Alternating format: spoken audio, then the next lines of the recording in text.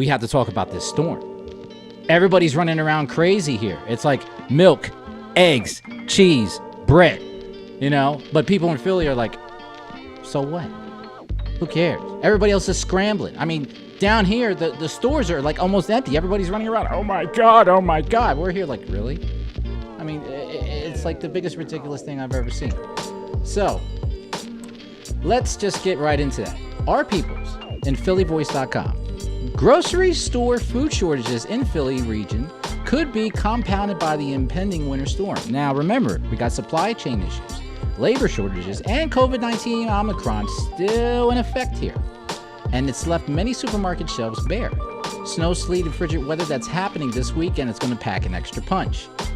So, Philly area was fortunate last year to avoid any significant or frequent snowstorms, which result in runs of supermarkets even during normal days and normal hours.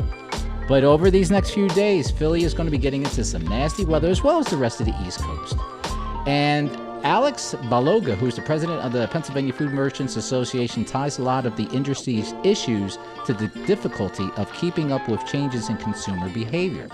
The increase in in-home consumption has an effect of all of this, Baloga said. From year to year, there was a little bit more than 8% increase in grocery sales, overall supermarket sales. That creates further strains on the system. Then on top of that, you have a weather issue exacerbating the issue even further. Weather can have an effect on the products themselves. Produce can be impacted, obviously, from deep frost to weather-related issues. So we're just going to get right into this. We got a perfect storm that's happening here, people. So what are we all doing to prepare for this second calamity of the apocalypse, calling baby winter storm? Let's start with GPS here. For right now, I think all you can do is, get what you normally would get, and you're going to have to start improvising as time goes along. One of the snacks that I like to have when I go to work at night is a bag of popcorn, and I'll have that with some with an iced tea, right? Okay. I have not been able to find a bag of cheese popcorn by hers for the last 3 weeks. Oh my God. I can find regular, I can find hot cheese, I can find white cheese. I can't find regular cheese. Why gotta be white cheese? I didn't know it was some type of racial issue with the white cheese. That's what I'm saying, man. Why are we segregating cheese now? I mean, come on now.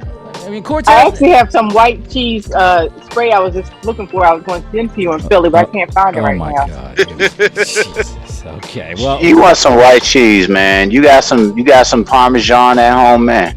No, I can't find the cheddar cheese popcorn.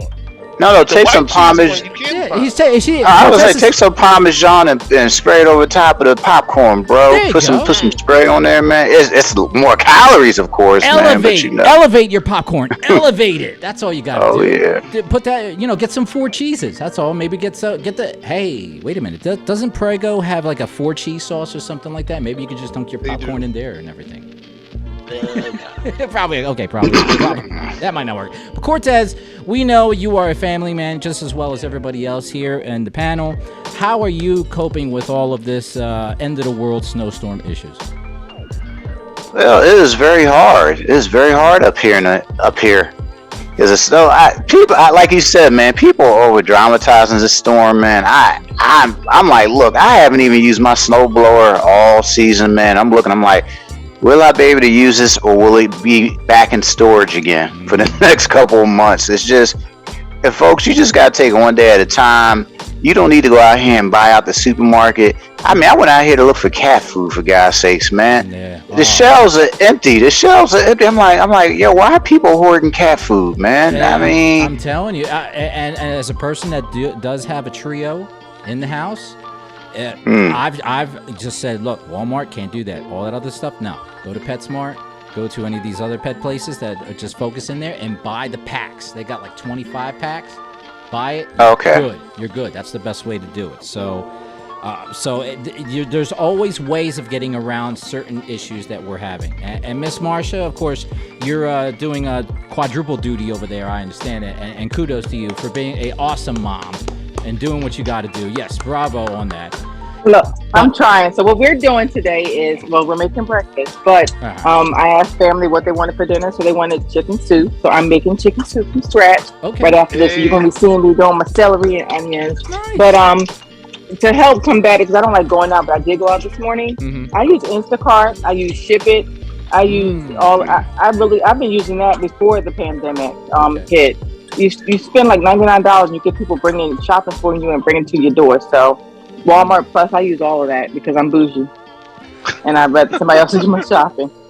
In the long run, though, it saves money because when I'm in a store, you're walking down the aisle, you're like, "Oh, this looks good."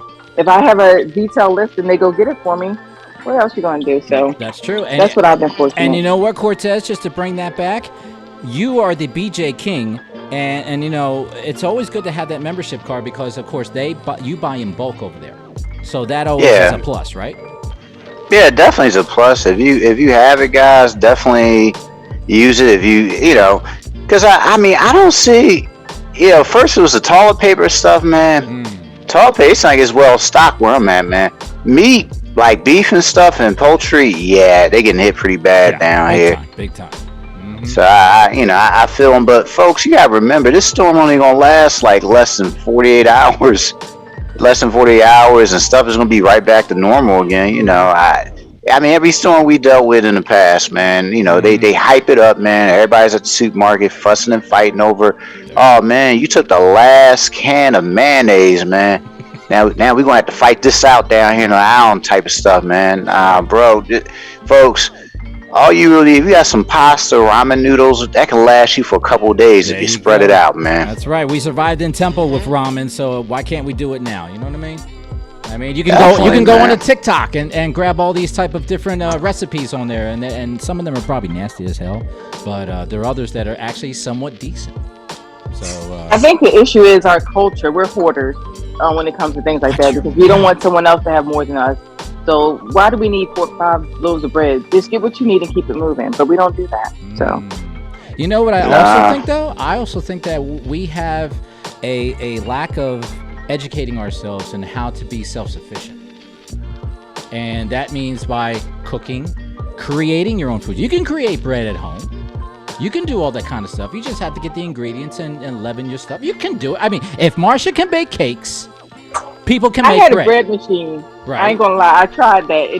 It's not the easiest. Okay. But I do want to start this summer my own garden so I can sustain. I talked to a couple of my neighbors. If we all grow something different, we can share it. You always get more than you need. So, you know what? She's preparing for the apocalypse. Oh my God! What's this? Are you gonna have like gas mask on too and just prepare like, here's your vegetables. There you go. Thanks. But either way, everybody is right. There are ways around things, and you just have to really kind of like smarten up. Don't work harder, work smarter.